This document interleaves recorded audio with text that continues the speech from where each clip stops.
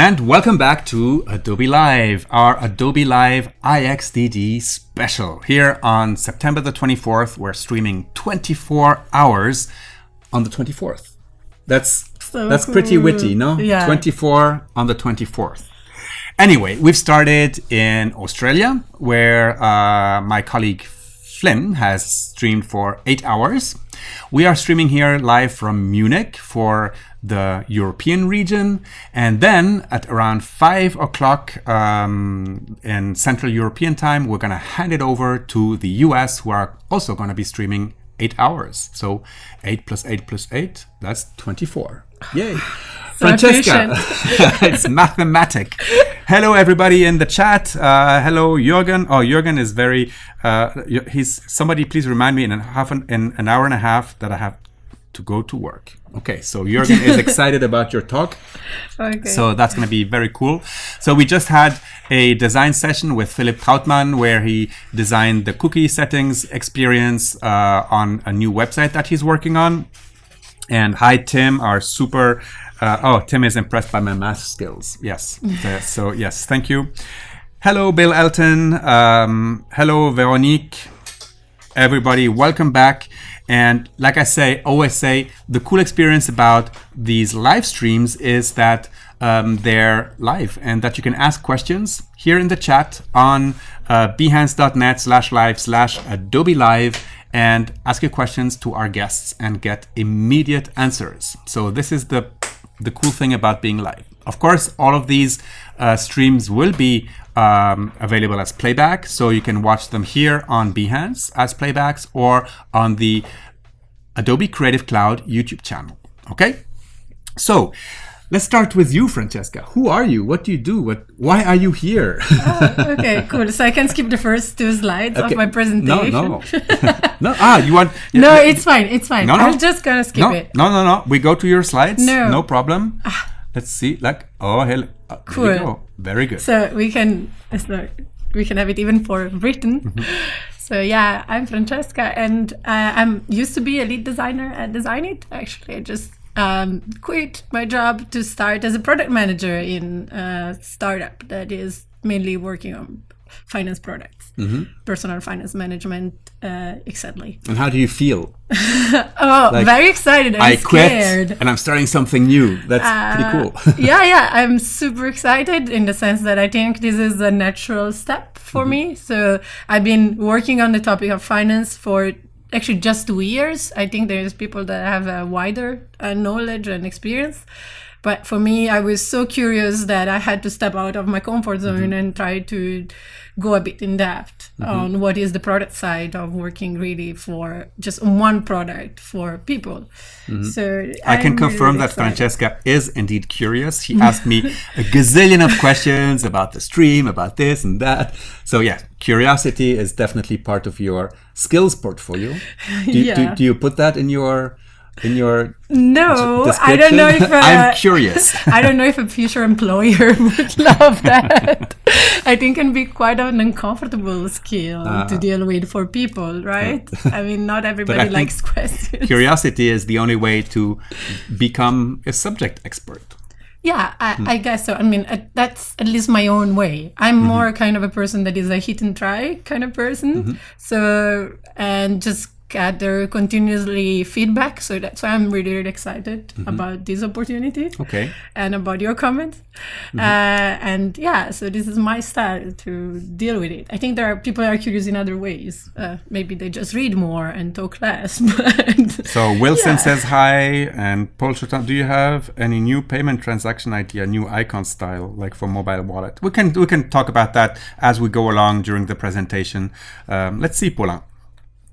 Yeah, so actually that's a good hook for my starting, because I guess this presentation is a bit less about pixel perfect design, but it's more about my personal challenge and some doubts that came to my head as designer. So, I mean, I come from consulting. So the thing about consulting is that you are always working on a strategic layer, having to answer major questions about directions of clients. Are we going in the right direction with our business? What should we look at next? And that's something that for me was very challenging. And I also started to wonder if the products that we have nowadays are actually satisfying what is the need of the users. And while digging into it, I discovered that probably we should just think in a completely different way. So this presentation, or my words, are more about meta layer of design. But I'm happy to go also on nitty-gritty details of UX if you have questions, and we can just actually talk about it together. I am very open for the conversation. Very well. Good. Was Very a good good. intro. Yeah. Cool. So just as the beginning, so this presentation was called The Future of Finance in a region.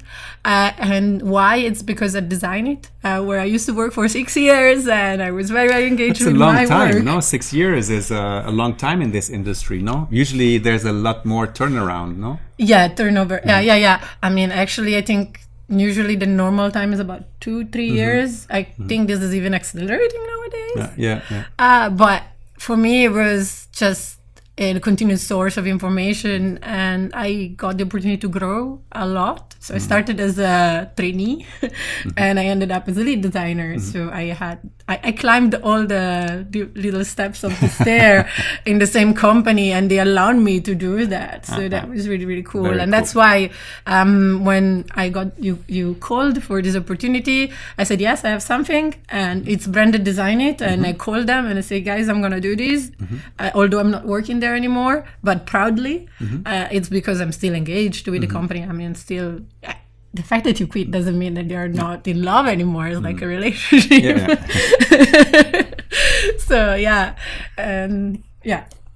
So to continue, so what Design It is doing, they work on this. Actually, it started as a more marketing related topic, which is about futures. I think if you are familiar with the world of consulting, you always find these reports, from Frog Design, from Fjord, about the future of, and Design It approach. And all futures are different. Yeah, right? I mean, that's the kind of the cool thing. And I think that's, as we were talking before on the roof during the break, it's about inspiring, and whatever gets inspired and that gets you going, it's cool. And it doesn't have to be the same everywhere, otherwise it would not be inspiring, right? And that's where actually Design It started. They said, we want to start our future initiative. We don't want to produce any report, but we want to empower our employees to think with their own heads. So they invited me for 3 days of a workshop together with people from all over the world from Design It, which was about getting inspired, getting presentation. It was like a small conference for 20 people. And talking to each other about what ideas these people sparkle in our heads. So, and this one workshop I joined was about trusting invisibility. So the Futures Initiative is covering 3 themes. So trusting invisibility, playful learning, and enhancing humanity. Trusting invisibility is exactly about trust and the fact that there is all these layers that are coming with the digital era that we don't see, that we can't understand, and how do we go about it and get the users closer to us. Then there is playful learning, which is exactly about, think of how many times you're gonna change job in your life. Think about how the job of the doctor changed in the time, and the fact that you continuously have to learn to get going. So that was the topic that they will tackle next. And then enhancing humanity is pretty self-explaining. So it's about how, for example, in healthcare. But I think, this is something that, like we're like the bridge of, like this society that first had a job for life. And basically you learned one thing and then, you were good. Until 65, exactly. And then you went into pension. This has all changed, and also I see with my children that they're preparing for a life of like continuous change, and unlearning will be a key part of that. Yeah, exactly. So I think all this, they came to this after 1 year of research. So actually they did their own research. They spoke to a lot of people, experts around the world, involving all people from all the company. And they came out with these 3 teams. And I was so lucky to join the one about trusting invisibility. It was fitting exactly also my kind of curiosity. But yeah, they're all relevant. And I think on this, I would suggest to just keep following what these guys are doing to see where they go. about. But what happened to me is also in parallel, while tackling this topic, I started working for Raiffeisen Bank on several projects. Then I was working on something that it was related to development portals, more or less. And I started learning about API economy, and I started challenging a lot the idea of how products are shaped. And I joined an hackathon and I won it. And I'm 32. I think usually the average age of a hackathon participant is a bit younger. And I felt like I'm going to be the grandma at the hackathon. Yet it was really exciting to win it. And this brought me to another level of things. So I also met these guys that are in Cologne. They called Financial Independence Europe. They have a blog. And they talk about how to reach financial independence in different countries in Europe. And just more or less as you're doing it here, but it's a podcast, of course, not live. And it was really interesting to see how young people go about finance. Then I met the guys from FinTech Weekly, which is another website in Germany, and got to this conference in Cologne where I realized, oh God, I thought that finance world is actually completely different. And I started putting together my thoughts, and I gave 2 talks. One is about the future of payments and one about the future of finance, which is actually the one based on where these slides are coming from. And I decided to basically think of where trusting invisibility for finance go. So what does it mean, trusting visibility in the field of finance? As a disclaimer, as you could notice already from what I was saying, I'm not an expert. As I say, 2 years of experience, I think doesn't make me any expert. But I'm a designer, and designers, I think this is where all of you actually should empathize, I hope, is that you have your own point of view, and your point of view matter a lot. And your point of view is a perfect sparkle for conversations. So that's where I started about curiosity, saying, let me throw my seed out there and see what is the reaction, like butterfly effect. Let's see what comes back. Here, I often hear, if you don't have a point of view, you don't have a place at this table. You need to have an opinion, right? Yeah. Because this is why, people get hired, right? They need to have an opinion. If you don't have an opinion... Exactly. I'd rather have an opinion than get challenged and not having one. And I bet that everybody has an opinion, actually. Yeah. It's only, you just need to get it out. Yeah, I bet. Because everybody's unique. So when talking about future and talking about trusting invisibility, I started asking myself, okay, what is the future of finance from a user's perspective? And I was telling to myself, okay, I usually, from a design thinking perspective, I always do research and put together insights and then put together trends, but just I didn't have the time. I was asked to answer this question as I said, for 2 events already. And I said, okay, then I will use another method that is actually getting very popular in the design scene, which is the speculative future one. I was a beginner myself on this one too. I had to get also consulting from colleagues that are more proficient. But I said, at least it helps me telling the story. So what speculative future says is you have a cone, that is the one you see now in the slides, and you have to think from now to a certain period in time. How long? Actually, the further you get, the cooler it gets, right? Yeah. For me, on this case, my knowledge is still on a sort of a short time. I would say 3 years time, maybe 5. I think finance actually in the finance world, it strongly depends also where you are. So countries are very, very different. So I would say 3 years average in this case. But if you can shoot to 20 years or 50, that's just even better. That's when the fun begins. Yeah, that's where the fun begins. Although, if you think about, how the world was 5 years ago, it was a completely different world. Yeah, so exactly. Even 5 years is a challenge. And the devil is in details. So if you look at the details of digital products, yes, it was completely different.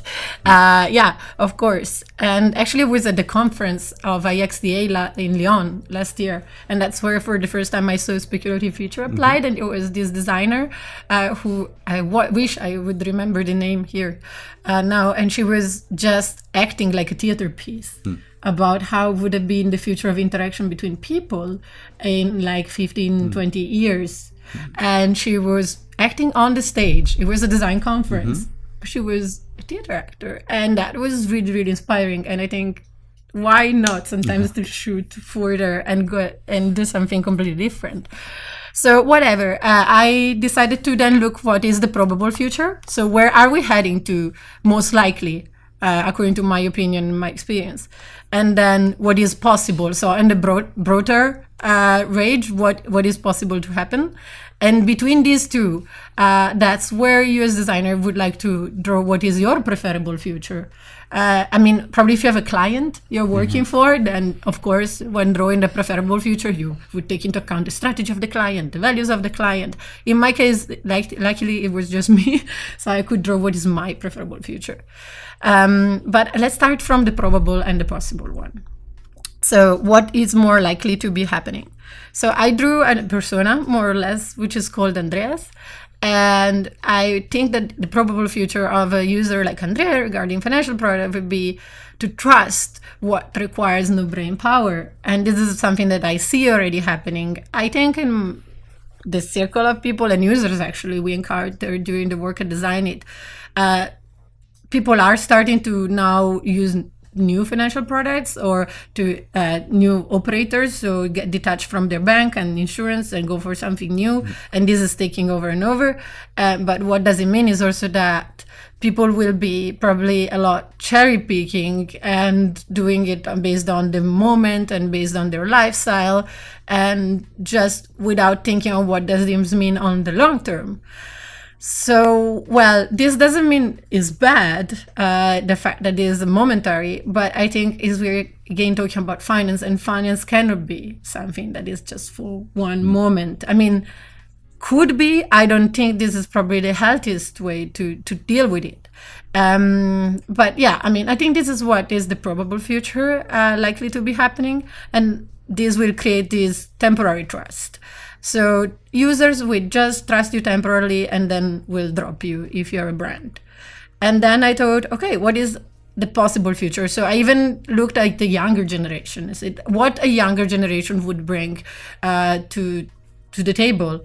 And I thought of somebody like Stephanie, which is 14 years old. In this case, I actually started interviewing a few people because I didn't have a huge empathy towards younger generation. I don't have little cousins. I don't have sons or daughters. So I had to talk to other people. And I think here's where this Greta trend comes also into the game, that the younger generation would go for something, they would trust for something that promotes their values. I mean, this is what speaks to them. And so in this case, Stephanie would trust, I went totally like in a caricature, so kind of character way, so don't blame me for that, please. So she would trust what is vegan, ethical, and animal friendly. She understands that money is something she should think of, but she would find the discussion very, very boring, so she would not dig into it. And so she would pick products based on the values and know what is priority for her. So if you think that this might be the way people will think when being a brand who is designing financial solutions for people, that's probably will lead to something that I called trust washing. So the fact, like brainwashing, yeah, or trust so washing? It's something that actually also when talking about trust and visibility with my colleagues came out pretty immediately, that trust is becoming such a big topic and everybody's putting it to the table now, that is something that will just be used for marketing purposes. Yeah, and I just want to remind everyone here in the stream, of course, that we are doing this live stream for the Interaction Design Day, the World Interaction Design Day, the theme of which is, of course, trust and responsibility. On one side is how do you create trust in your users, and the second part is responsibility you as a designer have to create experiences that are trustworthy and that are that make people feel good about their decisions. Yeah, which is key, of course, especially when there's money in the middle, I guess. So if you would ask me, like in your crystal ball, what is the future of finance? I guess that the answer that I found by reading the easiest answer I found was from Sasha Noak, who is somebody who is in Germany working a lot on the fintech scene. And he said, yeah, it's about who understands the customers and gives them exactly what they want. So is this magic recipe, as I was saying with Rufus already, it sounds like very, very banal. Yeah, it's about understanding the customer and giving them what they want. But I don't know if we are going in the right direction, especially regarding understanding the customer. So if for us answering the customer demand is to answer what we said before, so what was the probable and possible futures that I drew, and that's what actually brands are doing. So answering to temporary needs and to very clear values with temporary value propositions. Probably we are taking the users too literally, I think. So if you would open any startup page, I think banks are starting to doing it now, but if you would open any page of any fintech startup, you would always find a catchy phrase of a value proposition that they are proposing you, and that might change by the time that the product has changed and expanded and created new features, trying to hook you on what they know that is what you're demanding. So is the temporary trust something that should evolve into a more longer running trust? Or is that the plan? Or I don't know, I want to understand the concept of temporary trust a little bit more. Well, I mean, I think this is about, of course, how good you are as a brand in understanding your customers and evolving with them. I mean, I think in Germany, we always talk about number 26, which is the equivalent of Simple Bank, more or less, in the US.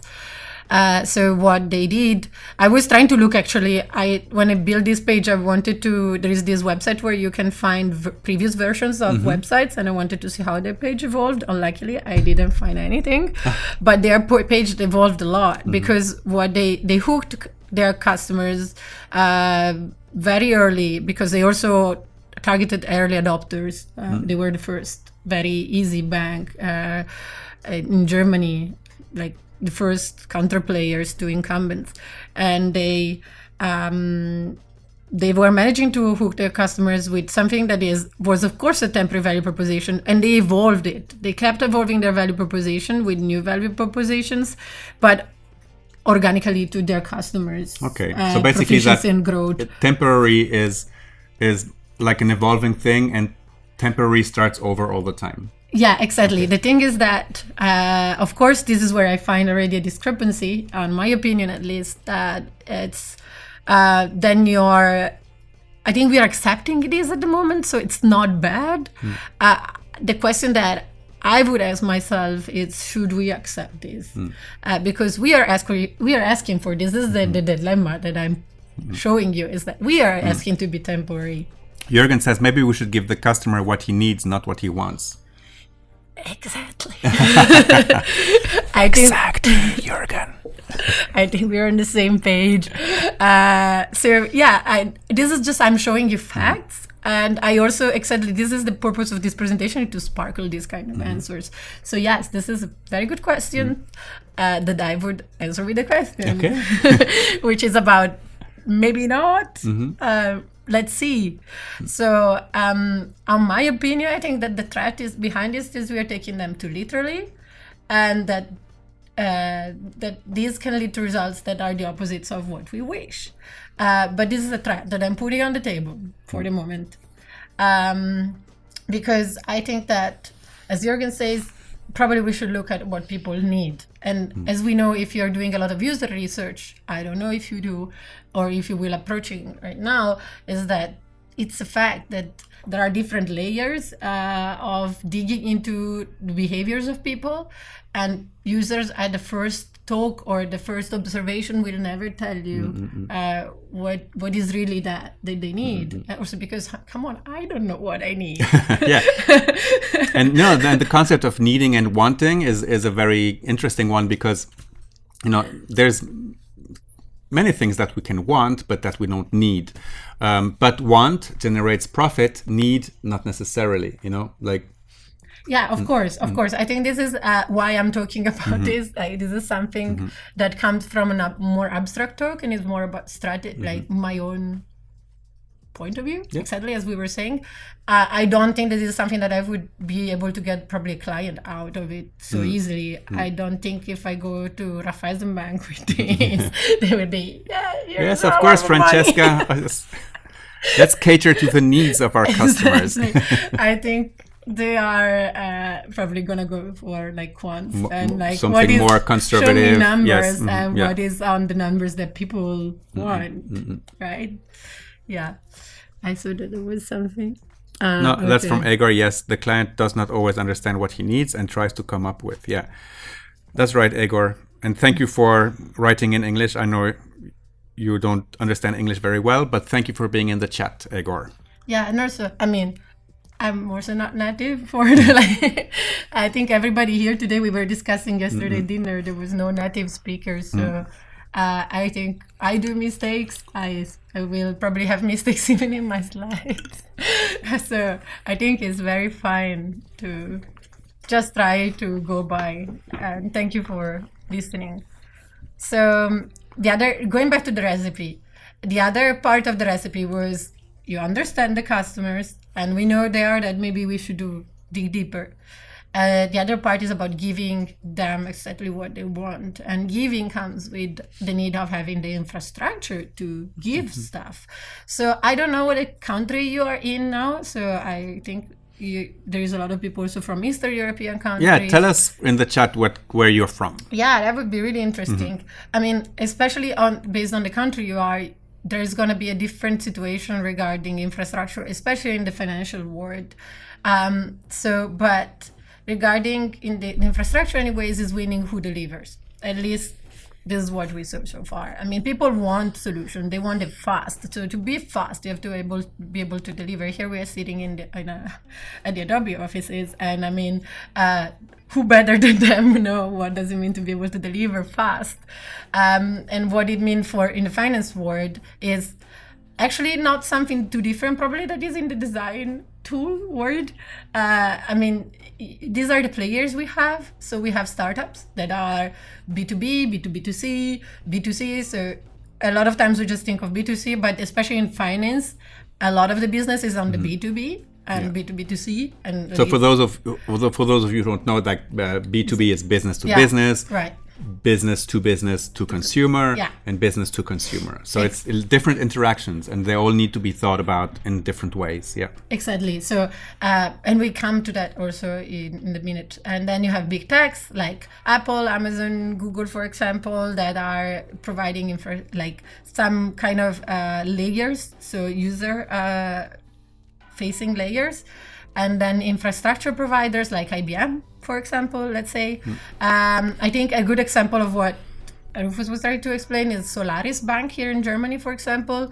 They used to be a startup, and they developed their business on being able to provide solutions to banks, like to established banks. And then now they moved to an infrastructure provider because they grew a lot and they actually became a bank their own. But that to tell you how big is the business in that sense. And then incumbents are banks and insurances, people like Allianz or I don't know, Deutsche Bank, banks that have been there forever, for example. And what is happening there is that of course this comes pretty logical, is that if you look what it means from the infrastructure, if you're a bank and you have been there for ever, is that your complexity in the offer is very huge.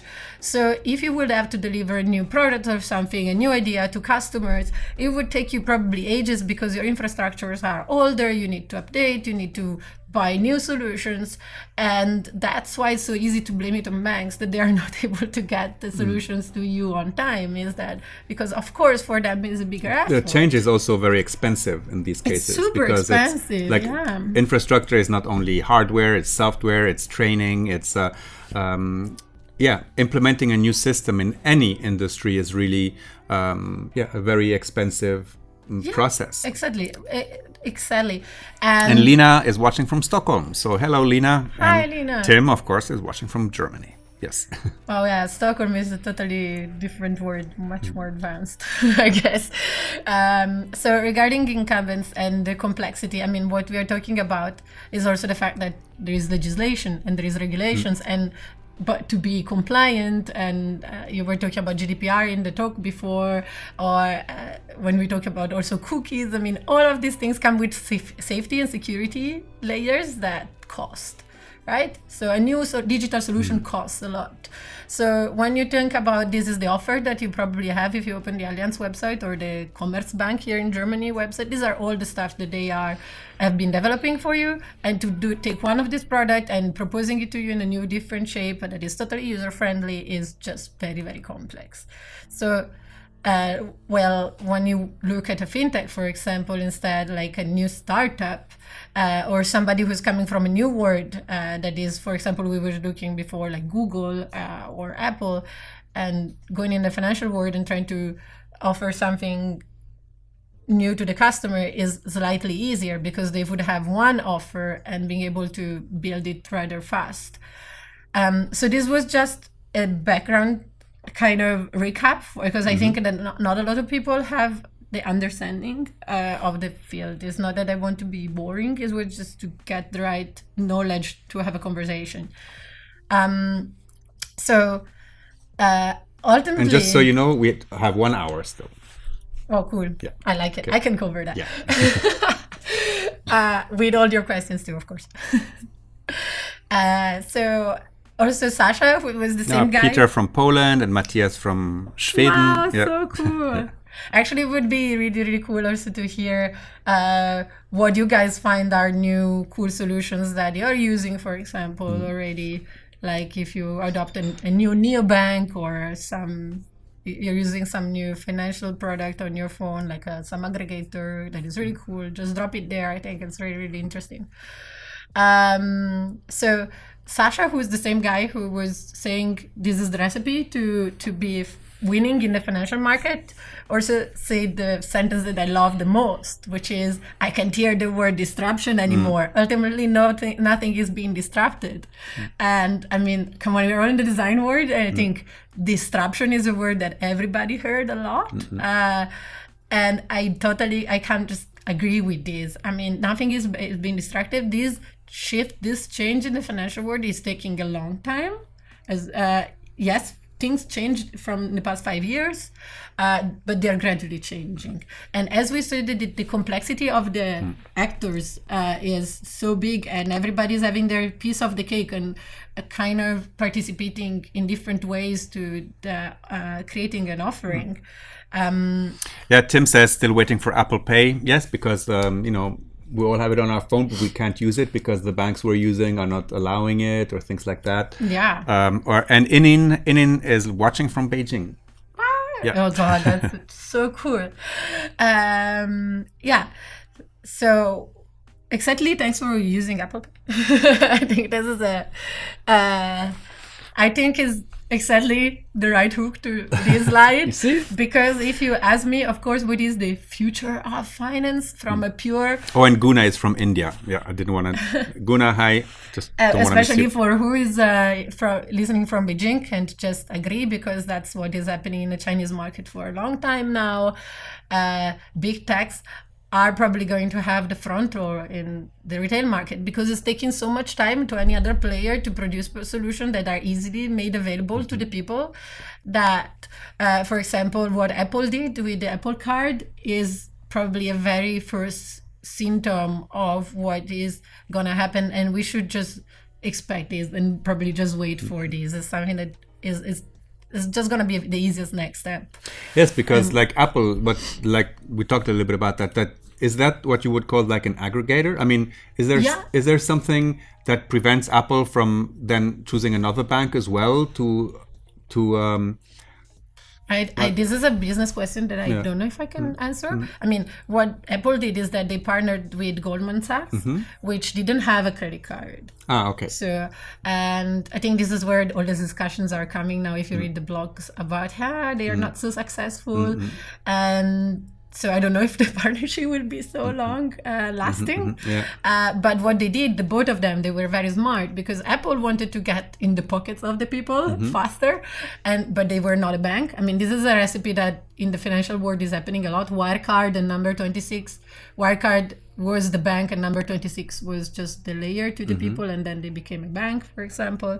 So I don't know if then Apple would want to have a banking license and then leave Goldman Sachs. So probably I think that what they are doing here is just a big testing. Yeah, like see how it works. I would guess it's not really an Apple style move. I think this is something that Google would more do. I mean, they are more the guys of let's just hit and try. Apple is a bit more solid in their decisions. Like, I think that's their strategy. I would assume it probably would not work. They would come up with, could switch bank. I think this is not an issue. But what this creates, I mean, to the bank, they are the ideal front layer. So for the bank, it was a very good step to say, okay, let's do this partnership, and for Apple too. So it was a very good matchmaking in that sense. The only thing is that here, I think that what we expect big techs will be probably the ones, also because of analytics. What they are blaming now on Apple, I was reading, is that the analytics are not there, basically, because Goldman Sachs is not providing so much. Apple also has not much knowledge. So you're talking about analytics for the benefit of the user or benefit of the industry? Benefit of the user mainly. That's what they were blaming. I think, but it comes from both ways, because what analytics serve, I think, everywhere is to produce data that you can sell to other third parties so that they can sharpen their offer, and to show to the users so that they can improve their behavior, right? We also have Andres from Colombia and Bill Elton from Cameroon. Wow. Bander from Saudi Arabia. So cool. So a very global audience today. I think I didn't know what I was facing when I joined. Thanks so much. Yeah, so I think this is just a fact, and it's not bad, it's just a fact. And then that's why this is the topic we were talking about. Then you have this thing of talking about the value propositions and how you sell things, and your kind of credit card created by Apple and not a bank. Yeah. Right. I mean, this is a nice game of words. I don't know how to say it in English. I mean, yes, of course. I mean, the bank didn't have the credit card. Apple didn't have the credit card. Together, they did it, sort of. And I mean, also this solution is made to push people to do more digital purchase, for example. So ease, again, purchasing. So I think it's on these, probably as a user, we can be more demanding in getting better clarity and better promises from brands. And when talking about aggregators, I will show you what I mean by aggregator. We are entering the area of aggregators. So users are looking for someone who teaches them and supports them to do better. I mean, I think a lot of people now realized, I would be curious to see also who of you, it feels like that they don't think they're doing the best out of their money. There is a moment where you're getting, like, after your first year of employment, in which you start having savings, and you realize, am I doing it right? And how should I plan? And how should I start saving or investing? And on these, there is a lack of knowledge. And a lack of services as well, because, like, there is a lack of everything, like, otherwise you have to go to the consultant, and then do you trust that consultant? Is that consultant going to mess with your money? I think the questions will be the same also in the digital world, right? Like, who's not going to mess with my money, like my hard-earned money, like, yeah, right. And imagine this, like, looking at the temporary value proposition, looking about my possible future that I drafted. If we are asking to be temporary to brands, and then you're talking about my money. And this is I earned for a year, and it took me a lot of time, a lot of work, a lot of freelancing. I don't know. That's very sensitive. But users need guidance, and they are seeking for this. And that's actually something that we are seeing now. Also with the product I show you now, people are starting to trust these new fintechs that bring this new layer of analytics, of showing you what are you doing with your spendings and categorizing them to take some decisions for them, because they don't know what is right. And if an app tells me, looking at what your behavior is, maybe you should do this, probably like that's what you will do. Yeah, I mean, think Because about they're of the only- activity app on your watch. Yeah. No, does it make you stand up? Yes, totally. Does it make you move these last 5 minutes of the day just to close that bleeding ring? Does it? That no, but the stand up totally. Yeah. That stand up totally. That's really like impressive. I never stand up enough. Yeah, exactly.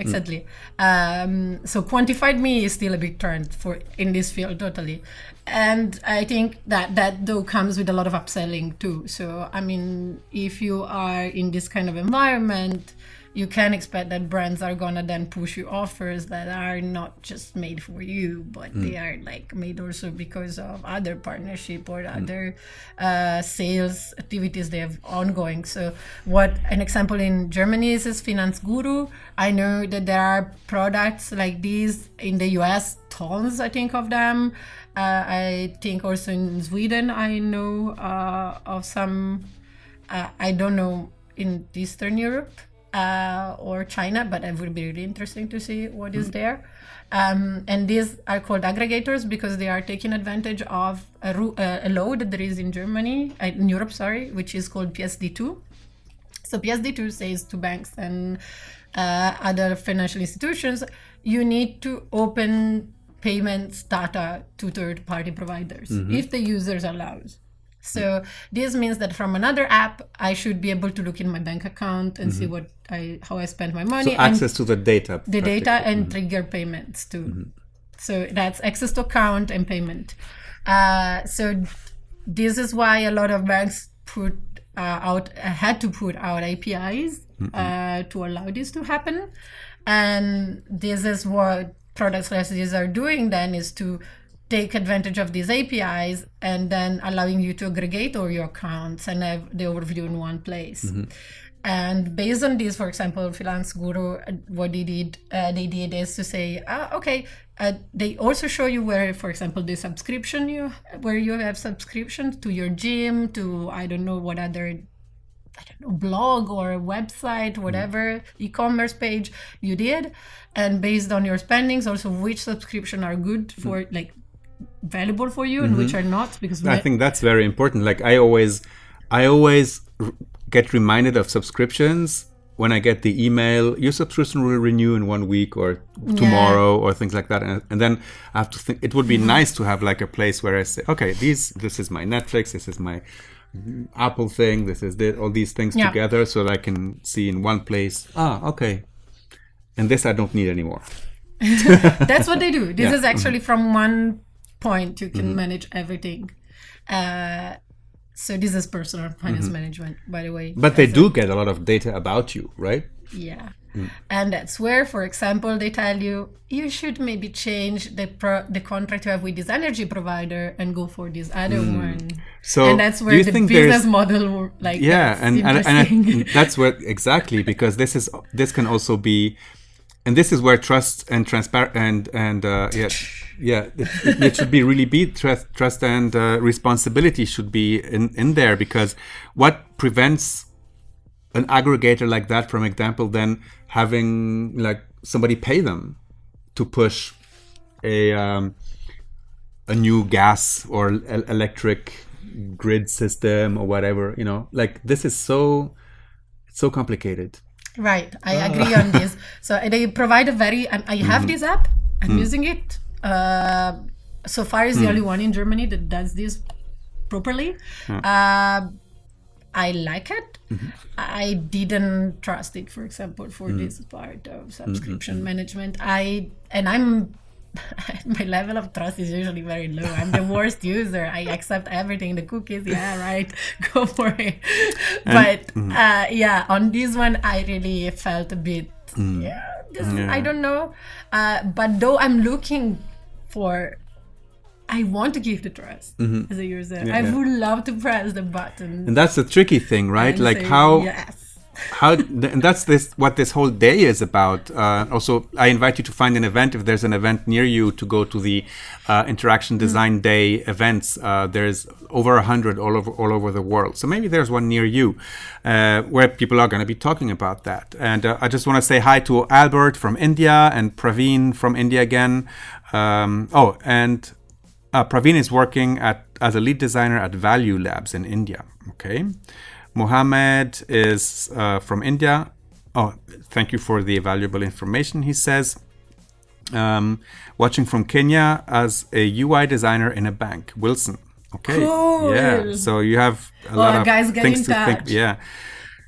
Okay. And then there's a conversation between them. Okay. All right. Cool. Well, I'm very looking forward. So tricky. Yeah, it's a very tricky field. And that's now you understand why I had to say I drop consulting and I just gonna get my hands dirty somehow, because I have a feeling this is the moment. Although it's not that my heart beats for finance specifically, but my money are important to me, and it was I want to take part in designing what is made out of them. So when talking, if you would have to then look at the future of finance, I think that the question is actually, what do we wish for? And as designers, especially, and as users, especially, especially because if we look at the numbers, especially in Germany, especially for one more time, this is what they say. So the number of young German with debts increased by almost 70% in just 10 years. So That's scary. This is scary. Because debt at a young age only gets bigger. Yeah. I mean, this is from the Statischen Bundesamt Bayern. I mean, also we're talking about Bayern, which is in Germany is one of the wealthiest regions in a way. And they even put together, I think, an infrastructure to consult young people with their finances.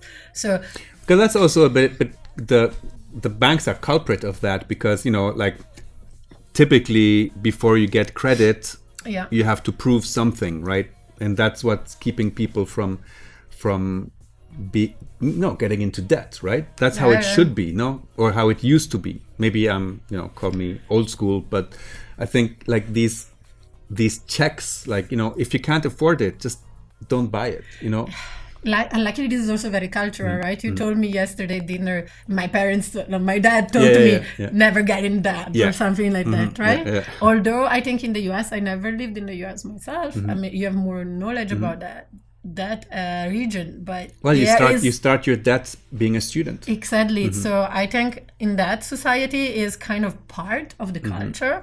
Probably, I don't know how is the number how the numbers look in the US.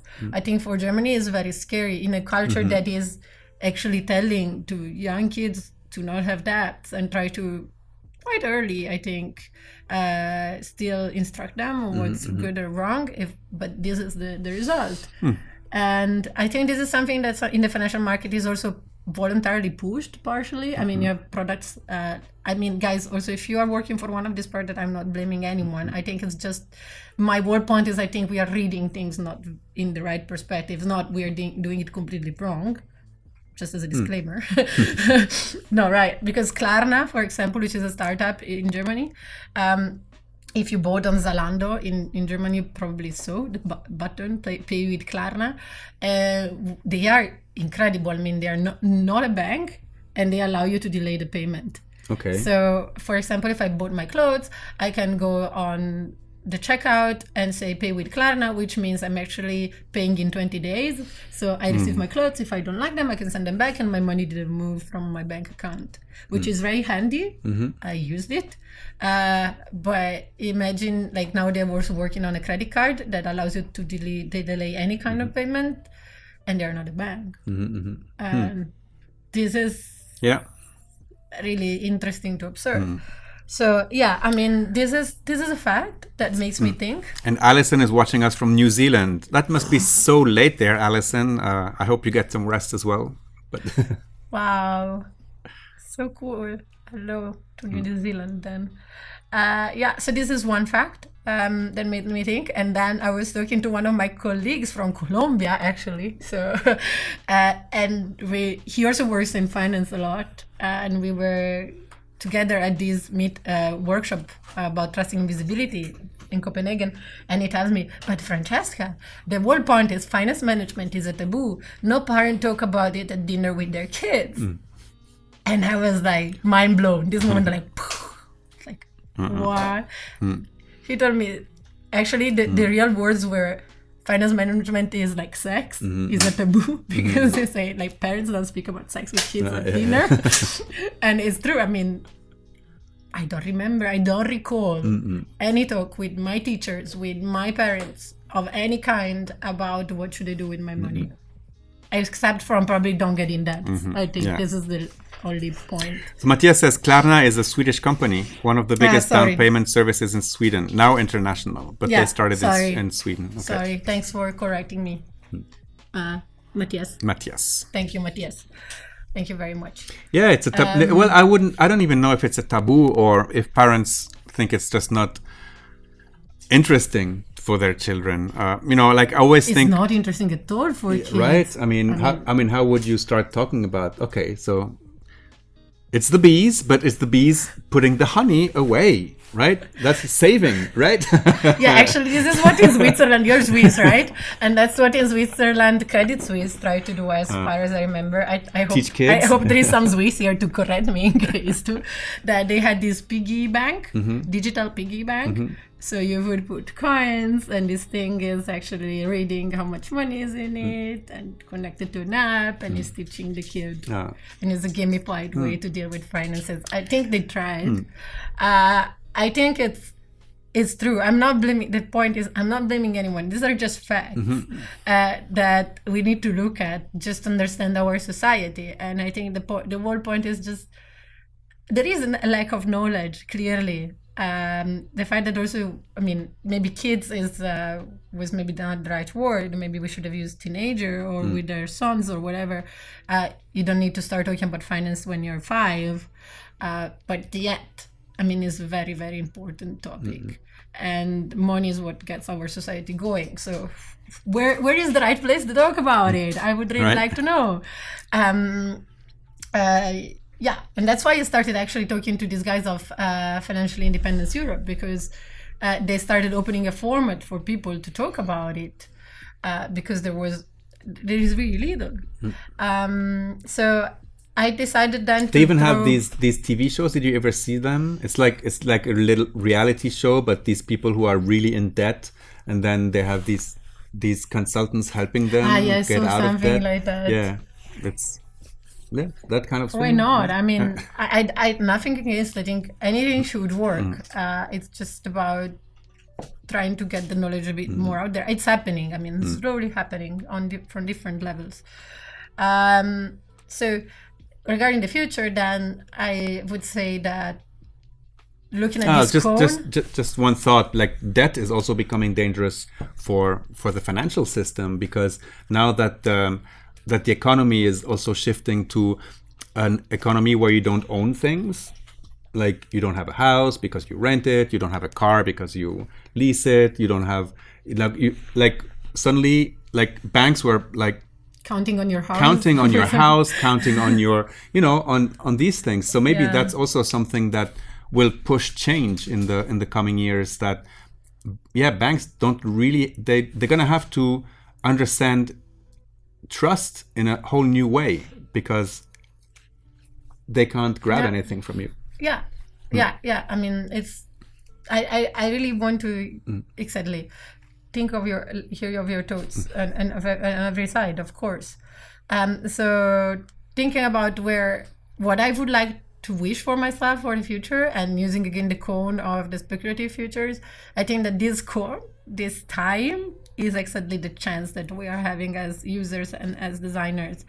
And when drawing about what is my preferable future, I think that we stand exactly in between of this education and technological layer.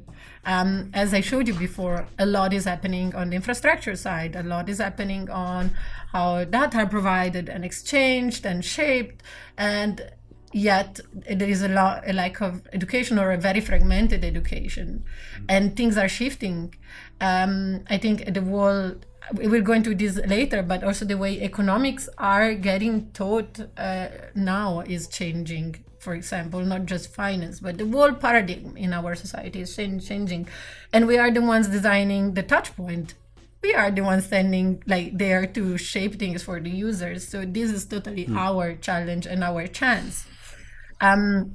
So if I would have, like, actually, this is something that this whole topic, this whole presentation, this all work was made for my colleagues. So when I started putting together all of this, it was something that I was in charge of, design it, and I was in charge of pushing at the point of view of finance in Germany office.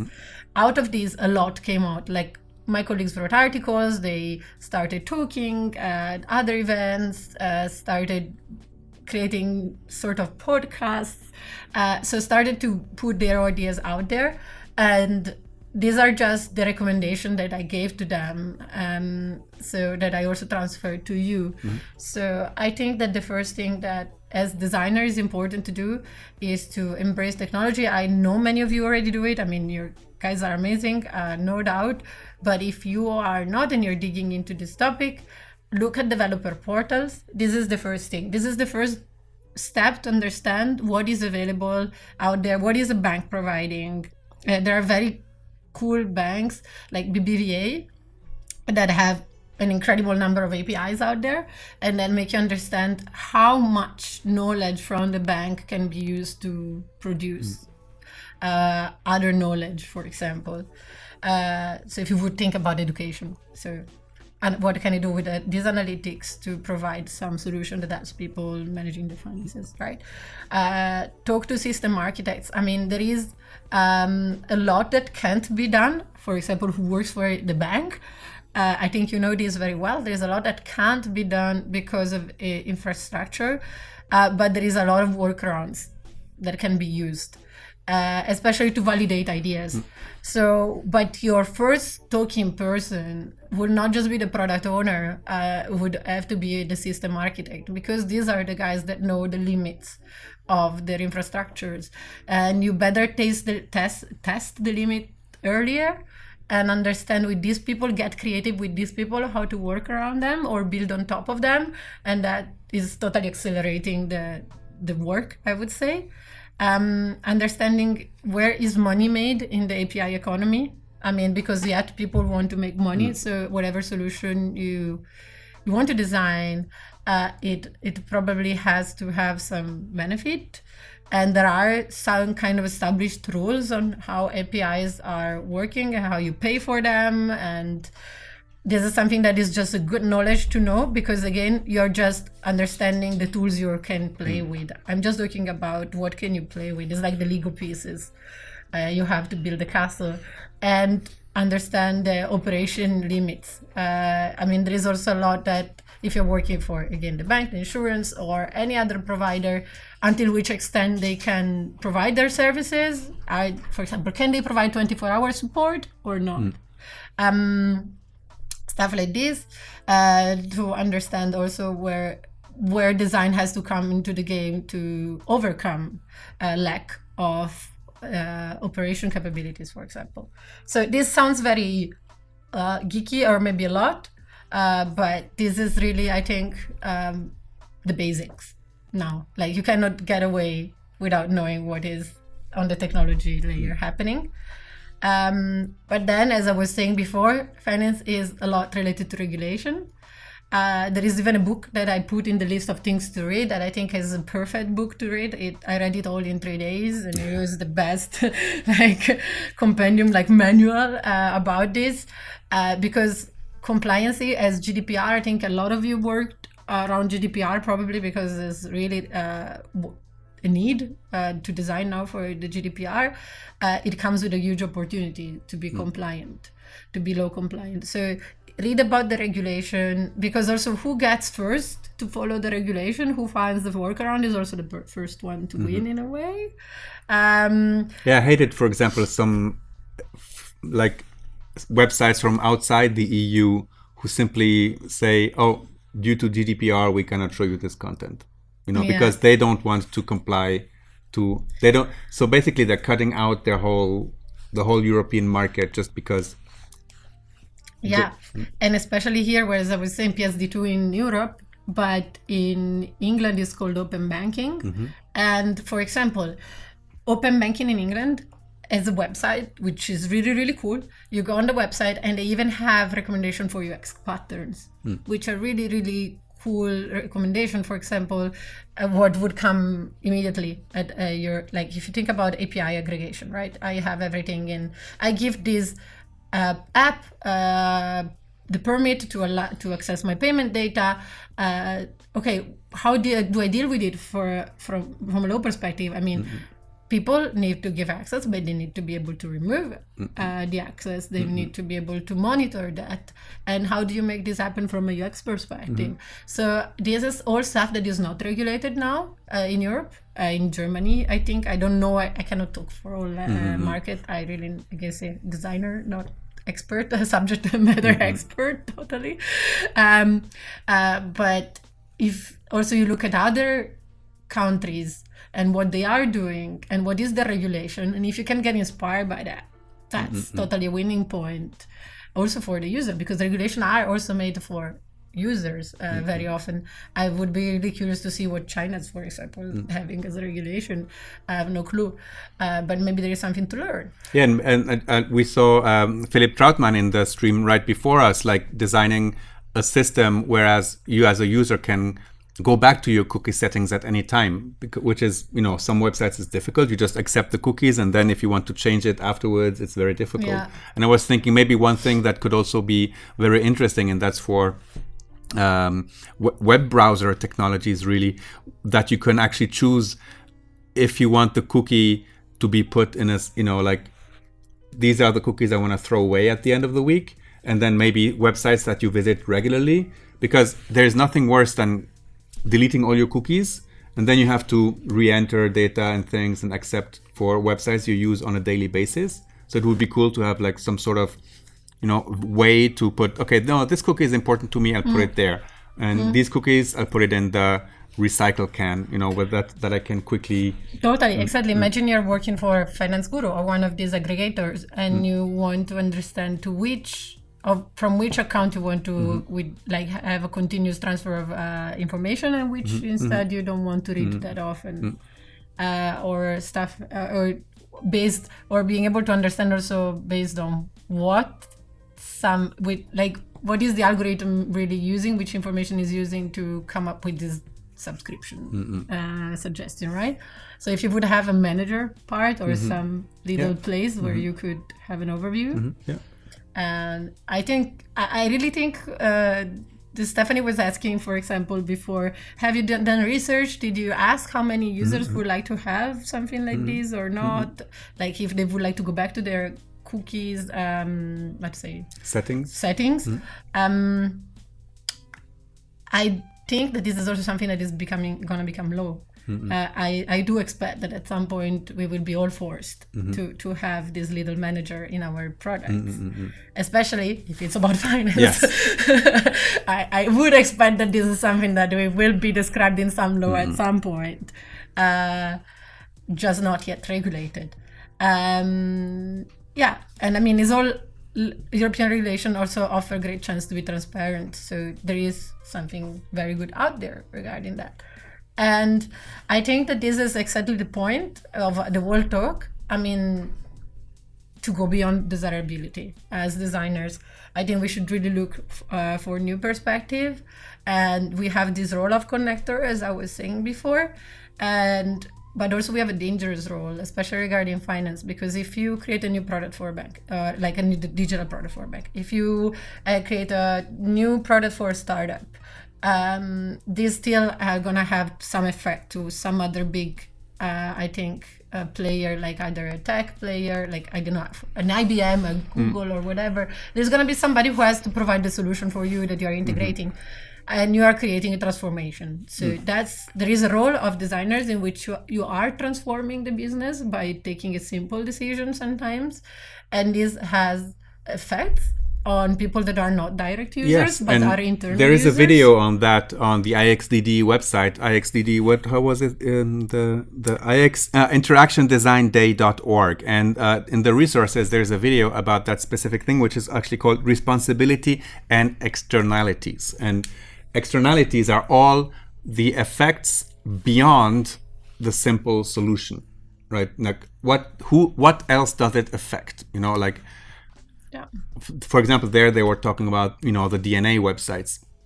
where you, yes, you get the information about your DNA, but basically you've also given up without knowing, that your family has similar DNA to you. So basically, you know, that you've already given up like information about people close to you, even though you never wanted to. Yeah. Yeah. Nobody warned you. Yeah. Yeah, exactly. There are dependencies in design all the time. I mean, there is this impact feasibility map. I think many people know about this. Like, we have a new feature and we are evaluating it. Impact feasibility. But, okay, what is impact on what? And what are the consequences? What are the dependencies? I think this is also other questions that you want to start asking yourself. Because especially regarding desirability, if the developer is not engaged, if the provider who is working with you is not engaged on this new feature, then nobody's going to provide it or build it in the right way, and that's not going to work anyways. So, or not have worked as you designed it. You know, there is a work chain. It's a collaborative work at the end of the day from all sides. And especially if you're coming up with a new feature that is totally mind-blowing, to engage people on that. I mean, you need to design for internal users. And also, as we were saying before, regarding not being superficial and understanding what people want, but designing what people need. I really wonder how we will come with new ways to do user research in this sense, to understand, especially in the financial world, what really matters to people, and in the sense of what they need and what they can perceive that matters to them, that can be healthy on the long term. Because so far, I think we really based ourselves on superficial findings. I mean, not superficial, but I mean, working for temporary in temporary mode, as said, are not long-term sustainable. But I think that also comes back to, you know, the idea of infrastructure you started on before, is that there is a lot of data, but there is not systems yet that can interpret the data to its fullest potential.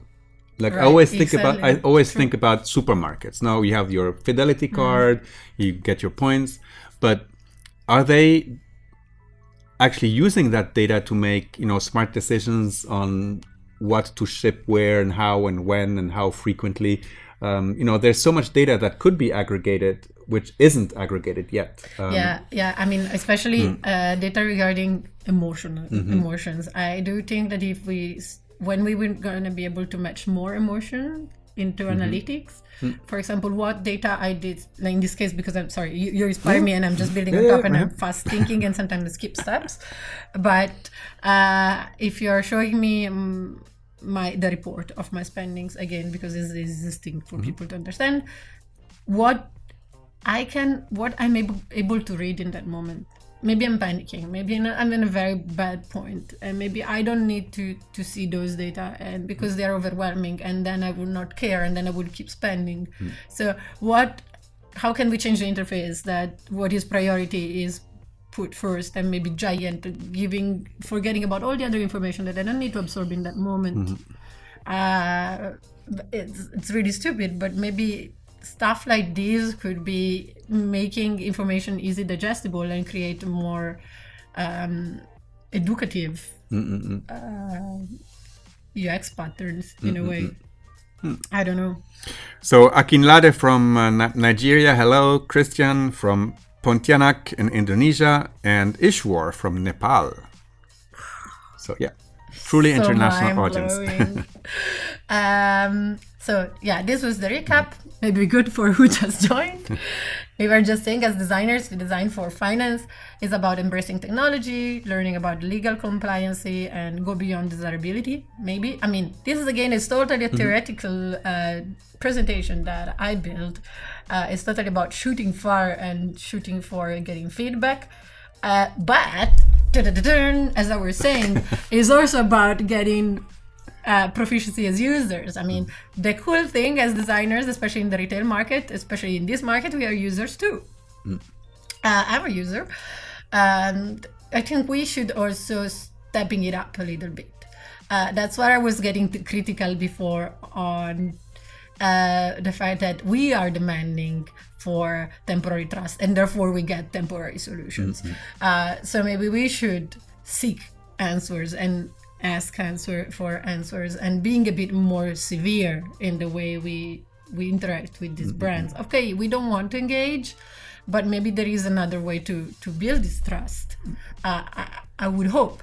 And on the other hand, I think that as things changed, I mean, also, I cannot talk with my mom about finance management nowadays completely, because my mom doesn't have a clue what is happening, what solutions are provided now. I mean, I tried building this talk. I mean, she has been teaching economics for some time, so she has very good knowledge about finance too. And I noticed already there were some major gaps, generational, mainly because of digital solutions. So financial talk was not taboo at your children's table? Was not really touched. It was something that I was more like, I was as a kid sometimes going to the class when my mom was teaching. She would keep me in the classroom, and I was, drawing and stuff, and like then getting all the information, or I was helping her correcting the tests from students. There was always the part with the cross thingies, and I was correct. She would review it afterwards. But so I mean, I had some indirect absorbing of things, correcting PowerPoint presentations. So. But I would think still that sharing your learnings and would work. But what point was that there is this gap, and I do think that sometimes, yes, you can go to your parents, go to your uncle, aunt, friend, whatever, yet also people from your age or more or less your age group, or people with your similar lifestyle, probably they are the best one to share knowledge with. So for example, we have this girls' dinner, and we were having this thing of having presentations of 5 minutes about random topics. And suddenly we discovered that everyone had the same problem about how do I deal with my own finances, and we spent one entire night talking about it, and it was perfect. I learned so much in these 2 hours after dinner, kind of drinking wine and expecting to talk about what our cats doing when they're bored or stuff like this, but no, actually we ended up talking about this, and we learned so much. And after I gave this presentation at work, another colleague of mine said, "Oh, I actually know how to do investment that are ethically friendly. Who is interested? Let's have a dinner, and I can share my knowledge." So I think just putting it down there, like I'm interested about the topic, I want to learn more as a user, can be totally beneficial. And also I think it would be really cool to start designing your levels of trust. That's again is this little manager we were talking before, cookie manager, whatever. I think that we will have to demand this, and we'll have to give up our trust a bit more, like in the sense of going for a bit medium term rather than short term. That's something maybe we also benefit from. Well, I'm all for targeted ads and things like that, but I think like you mentioned, it would be nice to know, which systems are in place, what data gets shared and how, and and that's something that that designers could really, really help with to.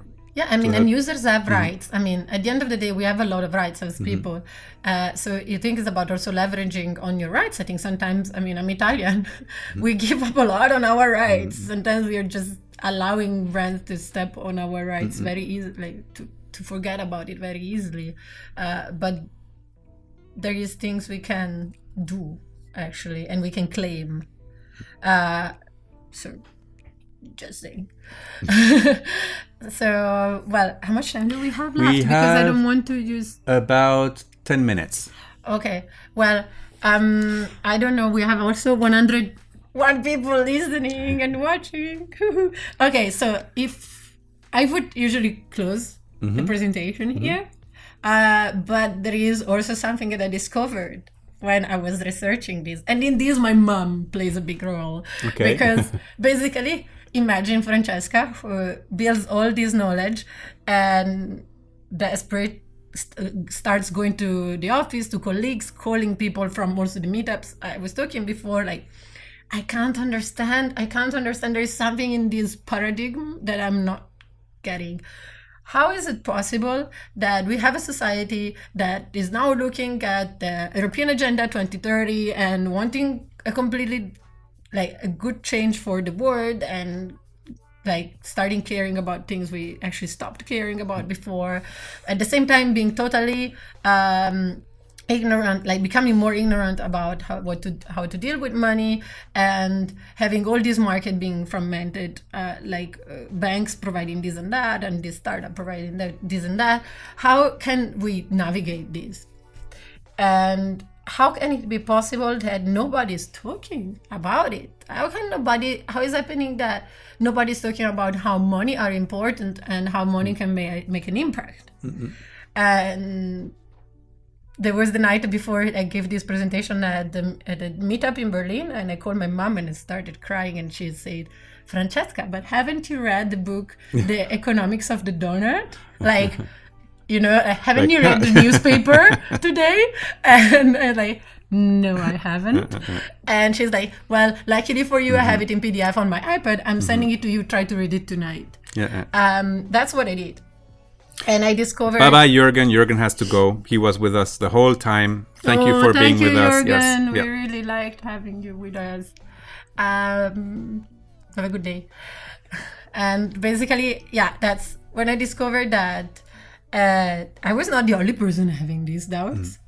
Actually, economic students from all over the world started fighting in the universities like in the last 10 years, or I need to check the dates now exactly, about how economics is taught, how economic models are built, how we are actually evaluating our economical growth, how society economical models are built. And they started founding this student initiative for a pluralist economy. And at the same time, Kate Raworth, who's the author of this book, and now I'm explaining you what it is about. And now that you've read it, is it the donut one? It's the donut one. So Kate Raworth, who's the author of this Donut Economics, wonderful website, a lot of TED Talks. You can watch it, just get a summary of it. It's really, really cool. Also wrote in the book something that was very relieving, which is for those who want economic literacy, this is a great time for learning and then unlearning the principle of economics. So also talking about playful unlearning, the themes of Design It. It is a point in time in which it's totally fair to feel lost and to start building again. And somebody who is teaching at Oxford says this, and that made me feel, whew, it's not too bad. I mean, I know we're mixing up economics and finance. I know are two different things, but they're also very strictly related. And she said, what if economics would shape itself starting from humanity's long-term goals? So what if we would start thinking about where we put our money based on our long-term values or the values that we think are important for our society? And that's where she drew this donut.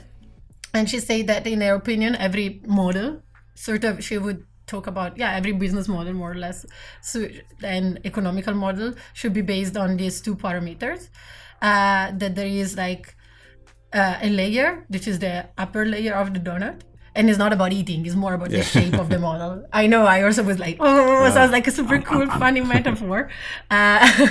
So there is a space that is related to safety and for humanity, and a space, so it's about our core values, and I'm gonna list them now for you to understand, and then a part that is about the regenerative and distributive economy, and also now we go in detail. And then there should be also the social foundation, which is things that we cannot live without. So what is core, like essential for every human being?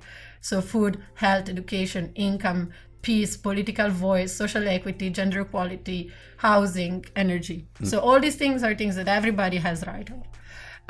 But then you have also an ecological ceiling, which is about what is offered by our world. So we know that our resources are limited. I don't list you exactly which resources we have, but we know that we basically have basic rights and limited resources. And in the meantime, we have these things that are the humanity space, so being able to manage to have all our rights in place and also the economy distributing these materials and these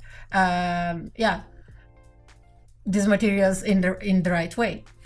So that's where I kind of liked to. That's really good because we are at the end. The fact that one startup came out with this idea of having a carbon, like a system that is allowing you to manage your carbon footprint, and that's related to your bank actually. So you connect your bank to this app, and the app is giving you an amount of CO2 that you can spend. And if you reach the limit, then you cannot spend your money anymore. It's a very, very simple principle, but it's highly educative because you are very, very, very aware of how you're spending your money all in a sudden.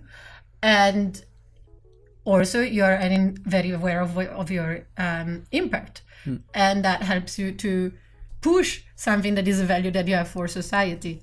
So yeah, that's it. So if I had to list what is my preferable future, I think that people in the future that I paint should be feeling like confident about their choices, which means that whatever solution you decide to adopt, which is bank or insurance product, I mean, you have to be also sure that also this is helping you to push your community and personal goals. So there's I was envisioning people saying, I'm ready to engage in mid-term contracts, obviously with the possibility to get out of the engagement when my goals are not fulfilled, and vice versa. So maybe we have this thing that the startup or the top financial product I'm using is saying, oh, you're actually exceeding your CO2 too often, right? You're kicked out for a while. Yeah. Or I say, you startup are not achieving exactly what you promised. I get out. I don't know, but I think it's something that I was thinking that's gonna get us probably there where we want to get, to start putting like the values as something that is like part of the contract in a way. So this is what would create active trust. Well, Francesca, thank you so much. Sorry for taking so much time. This was incredibly interesting. This is going to have a lot of replays also on YouTube. All this will be, of course, you can watch this at the replay here on behance.net or on the Creative Cloud YouTube channel. And our IXDD, our Interaction Design Day, of course, is not over yet here from Europe. We have 2 more sessions, one with Alexandra Greive, who is going to design an experience based on trust and responsibility. And then we're also going to be talking with Thorsten Jonas from Cellular, and we're going to be talking about the responsibility we as designer have, thinking about these things. So, Francesca, thank you. Thank you, guys. We'll be right back with Alexandra Greive. Thanks for See you later. Ciao.